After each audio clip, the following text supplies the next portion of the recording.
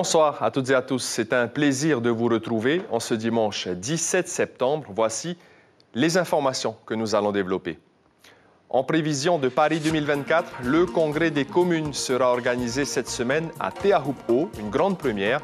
Les hébergements sont pris d'assaut, les investissements ont fortement augmenté, le territoire est stimulé, mais ce n'est pas forcément pour plaire aux habitants. Avec près de 60 000 tonnes tous les ans, le traitement des déchets en Polynésie est un sujet crucial. La compétence pourrait être reprise par le pays, ce qui permettrait aux communes d'alléger leurs finances. Ce sera le dossier de ce journal. Nous parlerons de cette problématique et de plusieurs autres sujets d'actualité avec notre invité, le président du pays, Moetai Broderson. Dans votre tour à Eurosport, du triathlon avec les victoires de Jean-Marc Rimaud et Mehdi Sucé à Papeari. En football, très bon match de la sélection féminine des moins de 16 ans hier soir contre les Salomon. Arihuetif Afana nous parlera aussi de natation en eau libre entre Reiatea et Ta'a. Les pays de Bora Bora, conception et cuisson de ces galettes made in Fénois d'avant. Ce sera à retrouver à la fin de cette édition dans notre séquence archives. Merci d'être avec nous. À moins d'un an des épreuves de surf des Jeux olympiques de Paris 2024, Te Ahupu'o est en pleine effervescence. C'est dans ce contexte que la municipalité s'apprête aussi à accueillir pour la première fois le Congrès des communes, prévu à partir de mardi.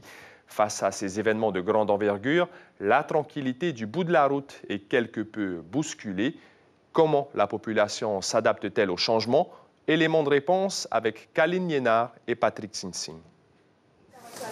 Premier mandat et premier challenge pour Ronio Tupana, avec l'organisation du 32e Congrès des communes. Ici, les bénévoles de l'association Te Ahupu'o Nui aménagent le site. Le syndicat de la promotion des communes a également demandé au maire de mettre à disposition l'école autochtone de Te Ahupu'o et au niveau logistique, les chaises, les tables, les panneaux que vous voyez là derrière. 250 personnes sont attendues pour ce congrès. Elles devront donc toutes être logées, tout comme le futur staff et les athlètes des Jeux olympiques. Positif, oui, bien sûr, parce que ça fait des entrées au niveau économique par rapport aux pensions et tout autre, comme nos tatafapou, nos magasins, enfin tout ça, quoi. Il y a d'autres pensions de famille qui se montent là, des nouvelles pensions, et puis ensuite les maisons se poussent comme des petits champignons là, à l'autre côté de la rivière. Ça nous inquiète aussi. Une inquiétude partagée par certains habitants de Te Ahupu'o, comme Papa Teva, qui tient sa pension de famille depuis 1997. Oui, il y a beaucoup de changements. Quoi comme changement? Depuis les Américains, ils ont acheté des terrains par là. Les Américains aussi, ils sont en train de construire des hébergements. À chaque hall, il y a plein d'Américains qui arrivent. Qu'est-ce qu'on voit maintenant? Tous les Américains, ils vont aller avec les Américains. Et nous, maintenant, on n'est pas tentés. Je ne sais pas, eux aussi, ils ne sont pas tentés aussi. Une question qui reste en suspens, puisque durant les 4 jours du Congrès des communes, plusieurs thèmes seront abordés, comme la transition écologique et énergétique. Et pour parler du Congrès des maires, mais aussi de l'actualité politique du Fénois, nous recevons ce soir Moetai Broderson, le président du gouvernement. Bonsoir. Yorana. Merci d'avoir accepté notre invitation. C'est donc mardi que débute le Congrès des communes. On sait que la majorité des maires polynésiens ne sont pas indépendantistes, mais sont issus du parti politique du Tapurahuiratira. Quel est votre rapport avec tous ces Tavanas qui ne sont pas du même bord politique que vous? Et qu'est-ce que vous leur dites à la veille du Congrès des communes? Je leur dis la même chose que le jour de mon investiture, c'est que je ne regarde pas la couleur politique des Tavanas. Ils sont avant tout Tavanas de notre population, de notre peuple, et on est un seul peuple. Donc ils le savent, et tous ceux que j'ai rencontrés ont pu le constater. Je ne fais aucun distinguo, je ne demande même pas la couleur politique des gens que je reçois. Mais en tout cas, ils ne sont pas, ce qui est sûr, c'est qu'ils ne sont pas de la même famille politique. En parlant de famille politique, les tensions semblent un peu exacerbées avec votre majorité entre l'exécutif et le législatif. Le cas de Yann Jambé a cristallisé par exemple les tensions. Est-ce que vous avez lavé votre linge sale en famille depuis votre retour de Paris? Vous savez, au Taveuni Huilatira, contrairement peut-être à d'autres partis, on a l'habitude de discuter de tout et de discuter franchement. Donc quand il y a des sujets qui peuvent fâcher ou sur lesquels on n'est pas d'accord, eh bien, chacun s'exprime. Et une fois que la décision est prise, eh bien, on s'y tient. Mais est-ce que vous avez vraiment discuté face à face avec Oscar Temaru ou avec Anthony Géros, par exemple? Parce que Anthony Géros a convoqué les médias pour faire part de l'avis du comité de majorité. Oui, bien sûr. Je les vois tous les vendredis. Nous avons un déjeuner rituel tous les vendredis où nous échangeons donc, sur tous les sujets qui concernent le pays.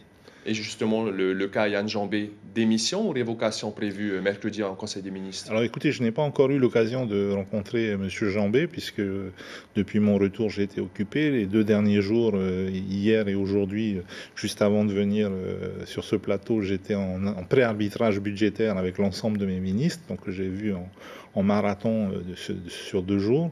Je vais essayer de voir M. Jambé demain et en fonction de la discussion et de ses intentions réelles, eh bien, on verra. Mais il ne sera pas maintenu, c'est sûr.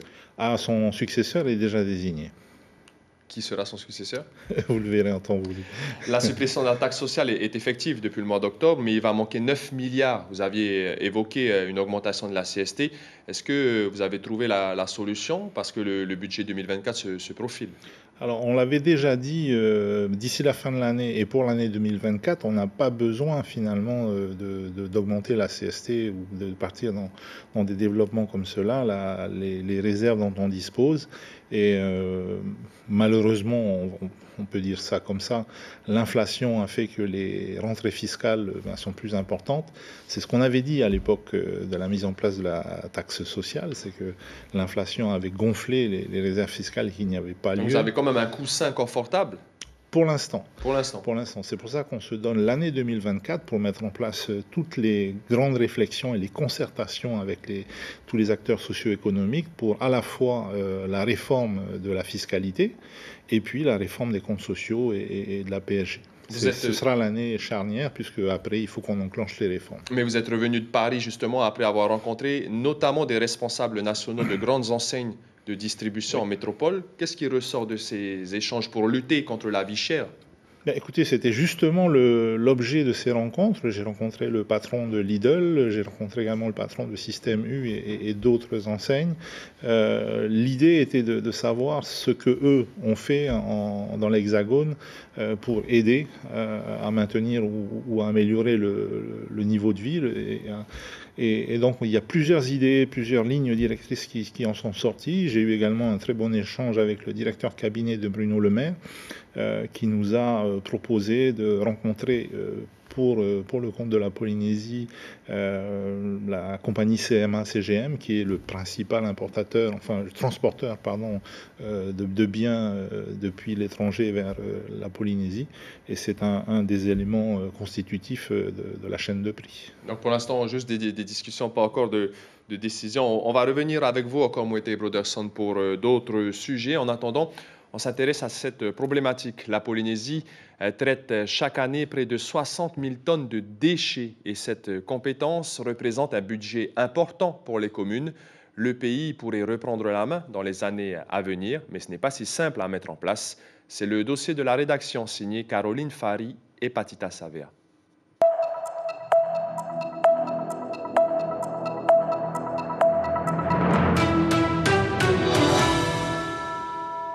Le mercredi, c'est une journée chargée en termes de fréquentation de véhicules, puisque nous avons beaucoup de retours des bacs verts de tous les sites. Donc le tas que vous voyez va doubler quasiment en 24 heures. Et ensuite, les équipes du centre vont avoir 8 jours pour le trier et laisser la place pour les déchets de la semaine prochaine. Chaque jour, 12 communes de Tahiti et Moorea acheminent leurs déchets recyclables au centre de tri de Motuuta, géré par le syndicat Fenuama.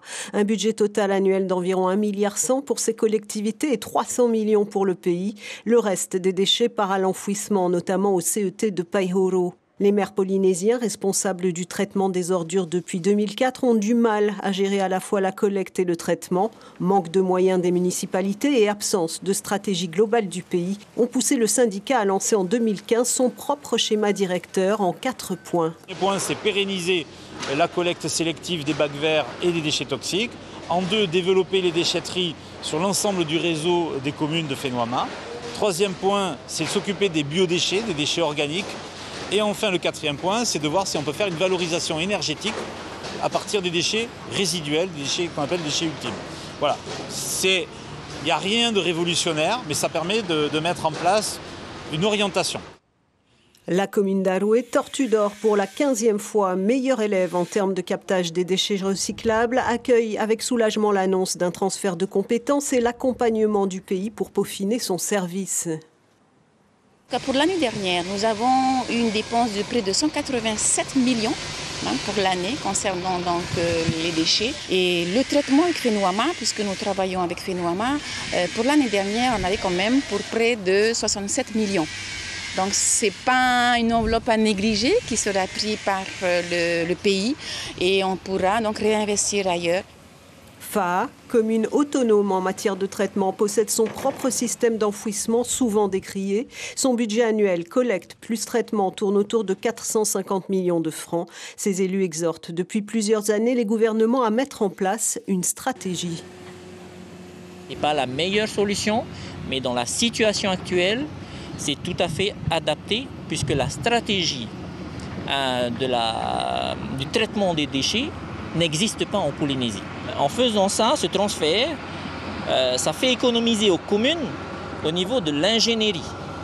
Aucune commune n'a les reins financiers pour investir dans une usine de traitement commune par commune. Ça, c'est totalement impossible.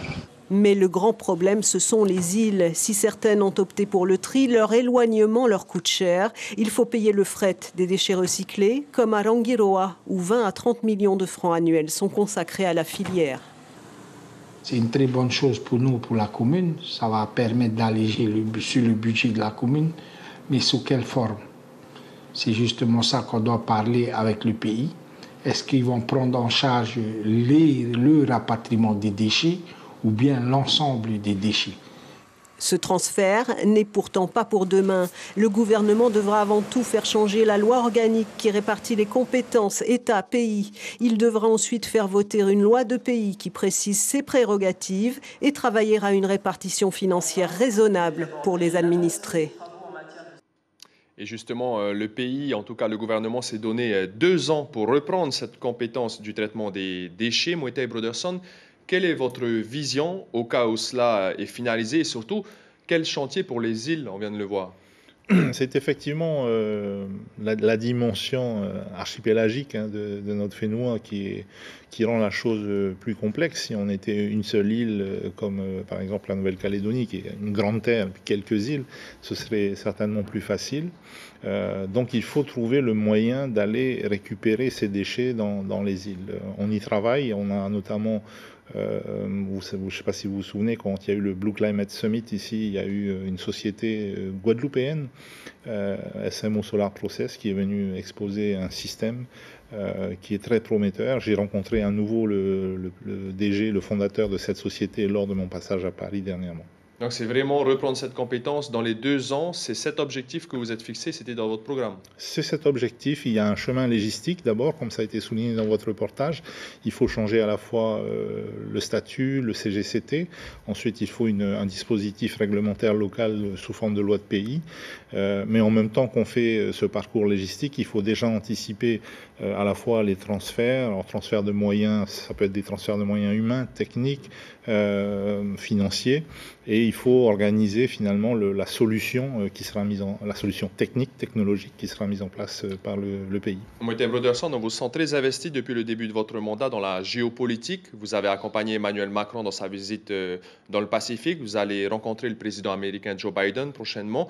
Il y aura aussi la 4e commission des Nations Unies chargée des questions politiques spéciales et de la décolonisation le mois prochain. Est-ce que la France, vous avez eu des garanties que la France participera au dialogue?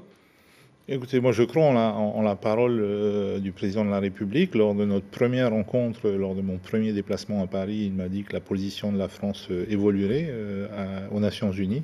J'attends de voir. Cette évolution de la position française a été partiellement confirmée par Gérald Darmanin lors de sa venue au Fénois. Donc, Pour vous, c'est du donnant-donnant parce que vous l'avez accompagné aussi. Non, c'est pas du donnant-donnant. Je lui ai expliqué pourquoi c'était important, à la fois pour la Polynésie et pour la France, que ce dialogue aux Nations Unies puisse se faire. Je pense qu'il a compris et je pense que les différents interlocuteurs de l'État à qui j'ai pu en parler ont également compris. Il ne s'agit pas de marchandage. Voilà. En tout cas, vous rendrez bel et bien à New York. Est-ce que vous formerez une seule et même délégation avec le Tavini Huiratira? Alors techniquement non, puisqu'on n'est pas au même endroit, enfin c'est l'ONU, hein, c'est très codifié. Mais vous serez dans le même sens. Bien sûr, on parlera, je ne veux pas dire d'une même voix, mais on a les mêmes idées, on a la même vision de ce qui doit se mettre en place. On n'a peut-être pas, je dirais, le même tempo, puisque vous le savez, hein, mon président Oscar Temaru est pressé. Il aimerait que l'indépendance arrive demain. Moi aussi, au fond de moi-même, j'aimerais. Mais le droit international est ce qu'il est, et tout ce que nous avons démarré aux Nations Unies avec la réinscription doit se faire sous l'égide des Nations Unies et dans le respect des processus onusiens. Une toute dernière question, Moetai Broderson, à propos du village tahitien. Est-ce que c'est toujours d'actualité? Est-ce que vous avez des investisseurs potentiels? Est-ce que ça va se faire finalement? Alors, les investisseurs, ils sont déjà connus. Ce sont les lauréats, les 4 lauréats des silos. Albert Moux, les groupes Eric Minardi, Van. Voilà. Ce qui n'est pas aujourd'hui décidé, c'est effectivement la forme que doit prendre la continuité de ce projet. Il y a des questions qui se posent. J'ai pu en discuter déjà avec 2 des 4 lauréats. Il me reste les 2 autres à voir. Je tiens à exprimer à la fois les interrogations et les craintes du pays, puisque c'est au total 42 milliards d'argent public dont on parle autour de ce village tahitien. Donc ça, voilà, ça se discute pas sur un coin de table. Donc ça va se faire en tout cas. C'est votre volonté. Ça va se faire. Sous quelle forme, c'est ce qui reste à définir. Merci beaucoup, Moetai Broderson, d'avoir répondu sans filtre à nos questions. Vanina Krula, ministre de la fonction publique de l'emploi, du travail, de la modernisation de l'administration et de la formation professionnelle sera l'invité café demain matin en radio. Elle répondra aux questions d'Ibrahim Ahmedazi et de Carlos Natua. L'association Mata Tohora veut faire interdire l'observation des baleines une partie de l'après-midi ou même durant tout un après-midi, car d'après une étude qu'elle a réalisée, les cétacés n'ont que très peu de temps de repos, moins d'une demi-heure par jour quand elles sont dans les eaux polynésiennes. Les excursionnistes spécialisés dans l'observation des baleines ne sont pas d'accord. Nicolas Suir et Sandro Ly. Observer les baleines, oui, mais dans quelles limites? L'association Mata Tohora propose un temps d'arrêt de l'activité les après-midi afin que la Polynésie française soit digne d'être appelée sanctuaire des géants des mers. Car l'activité humaine autour d'eux s'est décuplée au fil des ans. À 5h30, il y avait déjà des personnes dans l'eau avec les palmes et des prestations. Notamment petit déjeuner avec les baleines. Donc tu vas du petit déjeuner avec les baleines jusqu'au sunset avec les baleines. Donc forcément, il y a très peu de temps de repos pour les baleines parce que de ce moment-là, toute la journée, c'est un va-et-vient de bateaux du fait qu'il y a beaucoup de bateaux. Les professionnels du secteur n'ont pas du tout le même point de vue sur la question. À ce jour, à mon sens, on n'a pas une surexploitation de cette activité et une activité néfaste auprès des baleines. Certains craignent qu'une telle mesure ne mène à la faillite. Ils rappellent que les touristes qui viennent voir les cétacés mangent et louent des chambres. Il faut donc trouver l'harmonie entre respect des baleines et activité économique. Je suis pour une cohabitation, qu'on arrive à garder nos baleines en Polynésie, qu'elles ne se sentent pas oppressées. Mais s'il y a un règlement qui nous autorise à faire du whale watching, il faut qu'il soit le même pour tout le monde. Mais comment est-ce que vous allez contrôler le whale watching à la Presqu'île, à Moorea et sur toute la Polynésie? Le contrôle, c'est la deuxième demande de Mata Tohora, la mise en place d'une brigade nautique à plein temps, formée, assermentée et neutre, comme en Nouvelle-Calédonie. Et comme chaque dimanche, place désormais à l'actualité sportive du Fénois.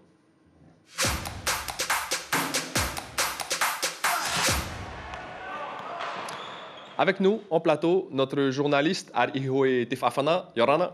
Yorana Morki. Alors, on commence avec le triathlon Gauguin. Plus d'une centaine d'athlètes dans 3 catégories différentes se sont donné rendez-vous ce matin. Le triathlon XS et XXS est la combinaison la plus populaire cette année avec 76 inscrits au menu 400 mètres de natation, 10 km de vélo et 2,5 km de course à pied. Jean-Marc Rimaud s'est imposé chez les hommes et Maïdi Sussé, 16 ans seulement, remporte chez les femmes une victoire qui confirme leur qualification pour les Jeux du Pacifique prévus au mois de décembre prochain au Salomon. On écoute leur réaction. Ça fait plaisir, c'est une bonne préparation pour les Jeux du Pacifique. On attend maintenant les résultats pour savoir qui sont les 3 hommes qualifiés. Je pense que c'est sur la bonne voie. Stratégiquement, j'ai fait les 2 manches un peu pareil. Je suis parti très vite dans l'eau parce que Nainoa et Antoine sont des bons nageurs. Donc s'ils prennent les pieds, ils sont un peu avantagés. Je sais que j'ai une base de vitesse plus importante, donc je suis parti pour pas qu'ils draftent. Puis après, le vélo, tête dans le guidon et il fallait appuyer tout seul. Et de toute façon, on était tous un peu individuels. Donc voilà, c'est un contre-la-montre. Faut savoir se faire mal, j'aime bien. Je suis super contente parce que c'était quand même serré entre les athlètes et gagner, ça veut dire que je suis sélectionnée directement et ça confirme mon travail et je suis super contente. Direction les Raromat pour la Channel Race organisée dans le cadre de la Tahiti Swimming Dream. Ce n'est pas moins de 30 nageurs, hommes et femmes, qui ont rejoint la ligne de départ ce matin.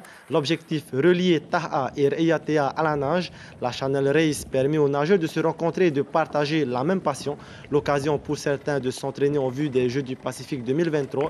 Plus de précisions avec Philippe Calmeles, organisateur de l'événement. C'est avant tout un défi, comme j'ai rappelé. Donc le but, c'est de se rendre par ses propres moyens à la nage, de Taha, Reiatea à la nage. Également, ouvrir ça à toute personne désirant se lancer le défi, surtout aux nageurs du club de natation, de tous les clubs de Polynésie. Pour cette année, on a avancé la date, effectivement, dans un but de préparation pour les nageurs qui sont qualifiés aux Jeux du Pacifique.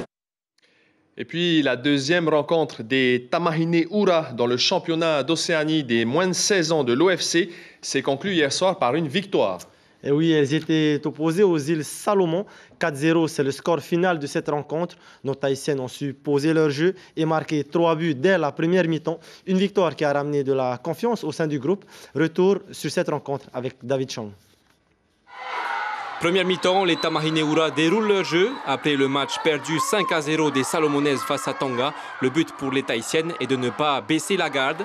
Les joueuses mettent la pression, leur jeu est plus efficace et au bout de la 16e minute, ça paye avec ce premier but de Tihiura Tahutini.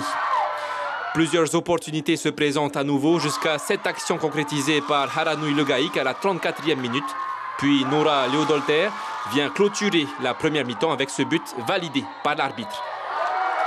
Ils ont pris au sérieux le match et c'est ce qu'il fallait faire. Il fallait mettre du rythme, il fallait les prendre au sérieux, il ne fallait pas les sous-estimer. Et c'est ça qui a fait la différence en première mi-temps. Parce qu'on a mis du jeu, on a mis du rythme, je pense que ça les a étouffés un peu. Et on a réussi à marquer des buts, c'est ça qui était bien. La première mi-temps, elle n'a pas été facile à démarrer. Après, on a su poser notre jeu, calmer notre jeu, mettre en place toutes les actions qu'on voulait mettre. Et puis, on a enchaîné les buts. En deuxième partie de match, petit ralentissement des deux équipes, mais Tahiti profite de cette avance de 3-0 pour mettre davantage la pression aux Salomonaises. Lydie Gendron rentre le 4e et dernier but de la rencontre à la 77e minute. C'est vrai qu'on a faibli parce que la fatigue est arrivée, mais après on a su gérer, on a su tenir le match et finir à 4-0, c'est vraiment un match très bien pour nous. Vu qu'on avait marqué des buts, je pense que ça leur a fait un coup mental. Du coup, on a en profité pour continuer à appuyer sur cette faiblesse. Je pense qu'on a bien commencé, mais on a fait pas mal d'erreurs qui n'ont pas aidé. On n'a pas pu profiter de certaines opportunités qu'on aurait pu saisir avec de meilleures décisions sur le terrain. Mardi 19 septembre, Tahiti rencontrera Tonga à 19h au Stade Pater. Les îles Salomon joueront, elles, contre la Nouvelle-Calédonie à 16h. Les foulées de Veimato, 20e édition, c'était hier à Aroué. 120 participants ont rejoint la course et le grand vainqueur est Damien Troquenet. Il a bouclé les 6 km en 20 minutes et 1 seconde. Le sociétaire du VSOP Mostim n'a pas été inquiété durant toute la course. Il répond à Théophane Ter-Itoua et Patita Savian. Au début, c'était pas forcément prévu que je vienne ici. Et puis voilà, il y a un copain qui m'a dit « Ah, il y a le Veimato ». Parce que c'est vrai que de Montréal, c'est un peu compliqué l'organisation. Et vu que demain, il y a le triathlon à Gauguin, bon, voilà, c'était l'occasion de venir participer. C'est vrai que quand on fait un marathon, tout le monde dit « Ah, c'est échauffement, c'est l'apéro ». Mais bon, ça part vite, quoi. Il y a toujours des jeunes qui viennent pousser. Moi, pour l'instant, je m'amuse toujours à courir. Donc j'espère que ça va rester. Je pense que c'est une clé, quoi. Quand tu as ton environnement qui te pousse à te dépasser. Et puis voilà, merci aussi à la famille, quoi, de soutenir par derrière.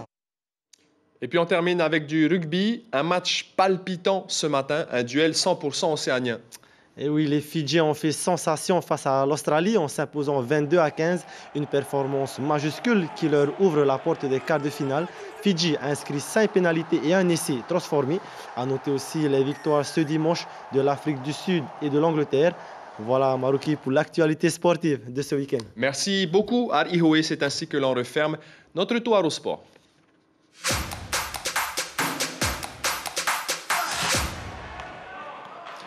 C'est un mets bien de chez nous, une galette appréciée pour le goûter notamment. La fabrication du pei à Bora Bora en 1994.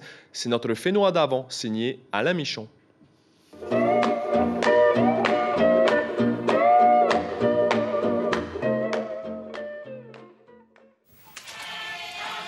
Nous sommes bien en 1994, mais l'histoire et la technique traditionnelle de fabrication du pei s'est perpétuée dans le temps.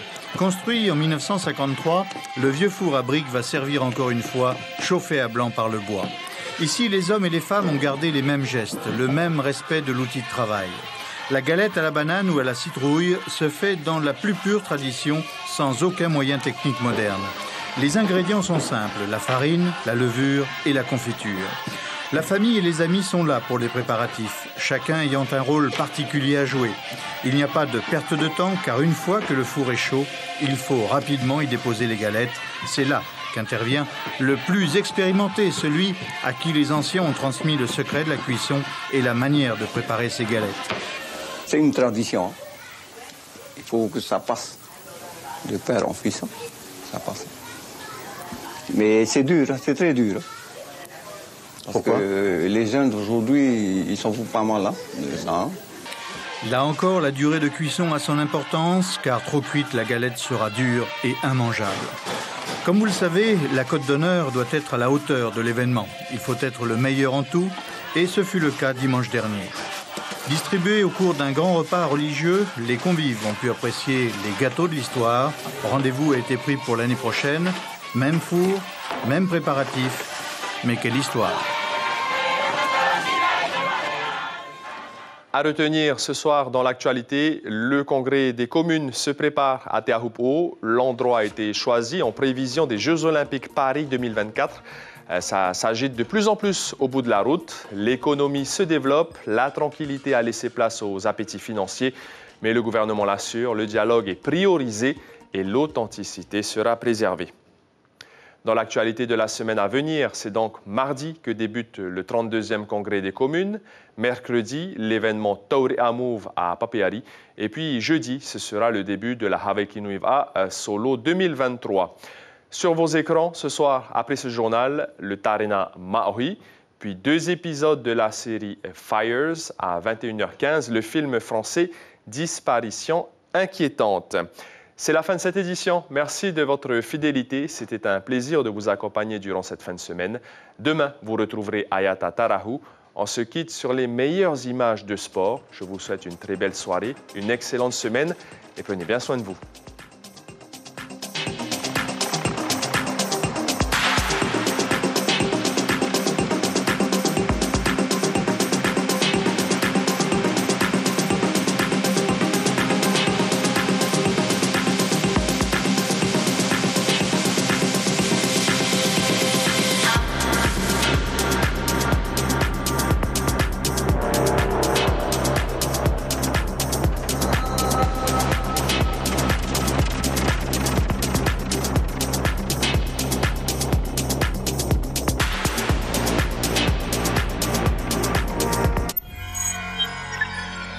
Retrouvez ce programme en replay sur notre site internet.